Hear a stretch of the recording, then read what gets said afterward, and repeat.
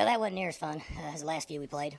Really, it's pretty simple. When you lose the turnover battle, I think we were -2. And we didn't play very smart and very disciplined. And really, we got out-coached. I thought that they had better plans, and their players executed their plans better than we did. In looking at it from the outside without watching the tape, early in the game, we made a couple decisions that weren't very good and kind of set us behind the 8 ball. And then we turned the ball over. They did a good job with the run. They rushed for 238 yards. I mean, way too many rush yards. A little bit over 4 yards a carry or so. So this was the first game that we didn't defend the run very well. And in the big picture, in most cases, if you don't defend the run very well, you're kind of on your heels. And then offensively, we turned the ball over. We had a few drops, and we didn't protect as well as we needed to at times. But they played really hard. I was impressed with them. During the week, I had mentioned that I thought that Hill was playing with a lot more confidence, and I think I was right in saying that. He's kind of gelling in their system a little bit, and he was throwing the ball effectively, and they ran the ball effectively, had good skill. So, we'll rally back tomorrow. Guys need to kind of let it soak in tonight, and then like every other week, even when we win, same thing I always say, we gotta let it go. We gotta come back and get ready to play the next game. So that's what we'll do. We expect our guys to get over this and come back tomorrow with a smile on their face, and we'll identify where we were deficient in all areas, coaches, players, and then we'll correct it, put a plan in action, and get ready to travel next week and play out at Tech.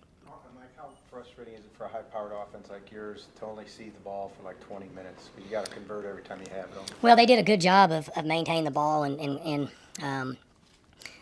I think our first 3 and out was in the fourth quarter, I think. And so, we've got to get more 3 and outs. And you look at time of possession. See, time of possession usually is a non-factor to us. But the way this game fell, it was big with not having any 3 and outs. And then early in the game, offensively, we put the defense in a bad situation by turning the ball over. So, I mean, when you do that, it snowballs in games like this. You don't play smart, you turn it over, and you can't get a 3 and out, and that all snowballs, and, you play a good football team, and you lose. What did TCU do well to keep you guys from the deep plays you've had so far? From the what? From the deep passing plays you've had. Well, their safeties played high. Like what I mentioned, in press conference, I said I would expect him to back up and play high. And then we weren't able to run the ball as effectively. So, it's a simple process. If they're going to play off, then we got to run the ball. If you can't run the ball and they play off, then you got to be really good on the underneath stuff. And we did hit a lot of that. But not enough when we were in catch-up mode. For the most part, halfway through the second quarter, third quarter, and fourth quarter, we're in a catch-up, and they're playing deep. You're not going to run by them. We were running the ball average, and that's what you end up with. How much did losing an entire side of your offensive line hurt all of that? Well, those guys got to make plays. 72 and 73, they got to play. There's not anything we can do about that. So when we lose guys, the next guy's got to come in and they got to make plays. You mentioned the struggles to run the ball. It seemed like you were running a lot on first down. And were you seeing something that you thought you could exploit and that maybe wasn't there? Or what was the reasoning behind some of those runs? Our game plan, Jenny, was the same as it's been for all 4 games. There was times we could run the ball, and if you just think back to the early part of the game, like you're talking about, we were 1 block away 3 or 4 times. The crowd got fired up, and we would come off a block, and they'd scoop our ankles for a 6-yard gain or an 8-yard gain, or it looked like it was going to open up. And TCU has always had fast guys that tackle well. So when you slip off a block against defensive guys that are good tacklers, you get a 6-yard gain. If you slip off a block versus a team that's not as athletic as you're playing, you get a 60-yard gain. And so, as I said, the last couple of weeks, each game we play teams are going to get better and better. So we have to minimize mistakes, and we didn't do that today. And I thought they outcoached us, and I thought that their kids started and played more aggressive than ours. Hindsight's always really easy, Mike. But do you wish you had the McCleskey double pass back? Oh, sure, yeah. Now that it didn't work, yeah. Yeah, and you could think about those things forever. I've been in that situation. That we were on a pretty long drive. They're tired. You probably get them out of rhythm and try to get a cheap score. The other thing we were thinking is we needed to score fast still at that time. The the clock was working against us. So you want to be as patient. And I thought Mike and them were pretty patient for being as far behind as we were.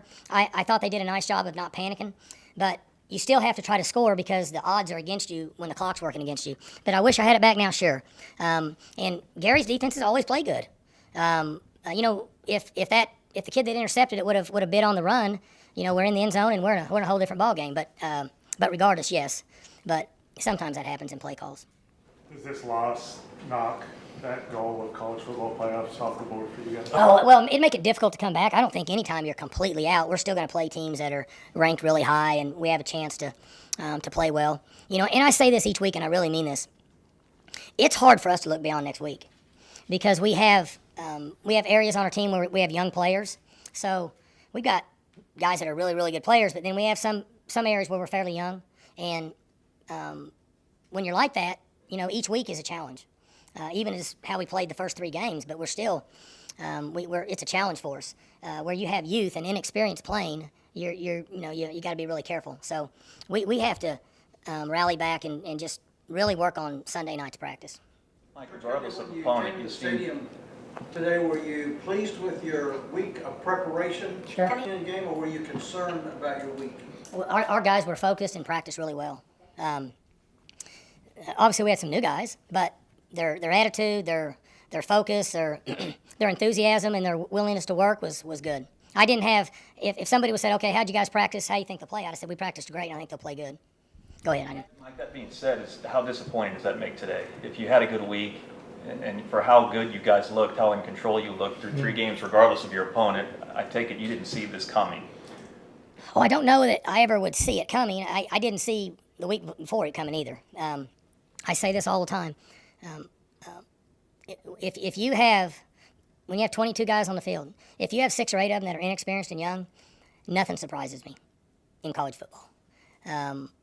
They can go out and play really good, and you come back in and watch a tape, and you're like, wow. And then they can make mistakes, and you're looking at it, and you're going, how do they do that? And I've seen that before and being in this game a long time. We're always disappointed if we lose, but I'm not disappointed in our team. We asked them to play hard Sunday through Friday. They've done that. They prepared. The ball didn't bounce our way a few times. I thought they outcoached us, and they made some plays at key times. Like at the end there, you know, we didn't shave down the edge. If we shave the edge down, it's 4th and 5. We're going to get the ball back. You never know. But we didn't. They made a play. At the end, they made a play. You said that 3 times they outcoached us. How frustrating is that? I mean, Gary's a great coach, but you thought so, obviously. Yeah, well, I think sometimes that when you have game plans, when the game's over, I think as a head coach and or really as an assistant coach, you have to look and say, okay, everything we put together for this game, was it good? And I think that in this game, their packages for what we do versus our packages for what they do, I thought they were better. I mean, it's happened before. It's happened before and we've won a game. So, I'm not so naive to think that we always have a better plan than everybody. Each week, you put things together based on who your personnel is and what you think you give yourself the best chance to play well. And sadly enough, sometimes you're like, well, that didn't work very good, like the double pass. And then sometimes you do it and it works great.